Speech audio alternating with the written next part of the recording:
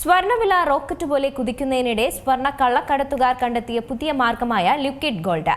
2024-25 സാമ്പത്തിക വർഷത്തിൽ മാത്രം സർക്കാരിന് കസ്റ്റംസ് ഡ്യൂട്ടി ഇനത്തിൽ ഏകദേശം 906 കോടി രൂപയുടെ നഷ്ടമുണ്ടായതായാണ് കണക്കുകൾ.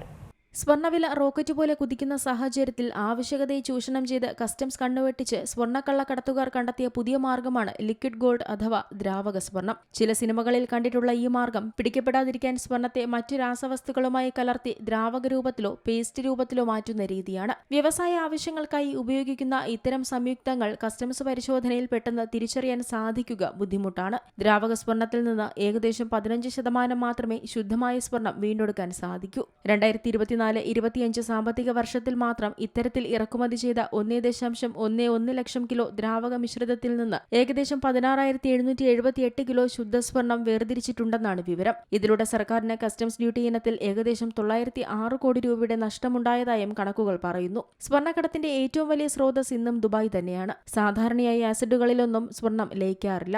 എന്നാൽ 2 ആസിഡുകൾ നിശ്ചിത അനുപാതത്തിൽ ചേർത്താണ് ഈ പ്രത്യേക മിശ്രിതം തയ്യാറാക്കുന്നത്. ഇത് പുതുതായി നിർമ്മിക്കുമ്പോൾ നിറമില്ലാത്തതാണെങ്കിലും നിമിഷങ്ങൾക്കുള്ളിൽ മഞ്ഞയോ ഓറഞ്ചോ നിറമായി മാറുന്നു. ഇതിലൂടെ സ്വർണം, പ്ലാറ്റിനം തുടങ്ങിയ ഉത്കൃഷ്ട ലോഹങ്ങളെ ലയിപ്പിക്കാൻ ഉപയോഗിക്കുന്നു. സ്വർണം ശുദ്ധീകരിക്കുന്നതിനും ലബോറട്ടറികളിൽ ഗ്ലാസ് പാത്രങ്ങൾ വൃത്തിയാക്കുന്നതിനും ഇത് ഉപയോഗിക്കാറുണ്ട്.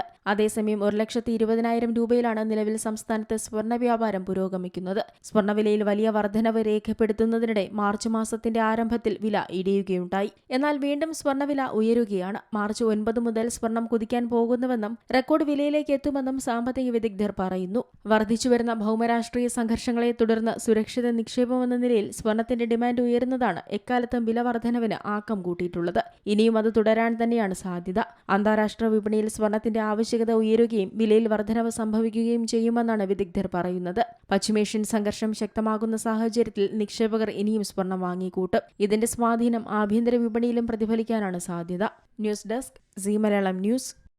ഏറ്റവും പുതിയ വാർത്തകളും വിശേഷങ്ങളും വിരൽത്തുമ്പിലറിയാൻ സീ മലയാളം ന്യൂസ് എല്ലാ ഡിജിറ്റൽ പ്ലാറ്റ്ഫോമുകളിലും ലഭ്യം.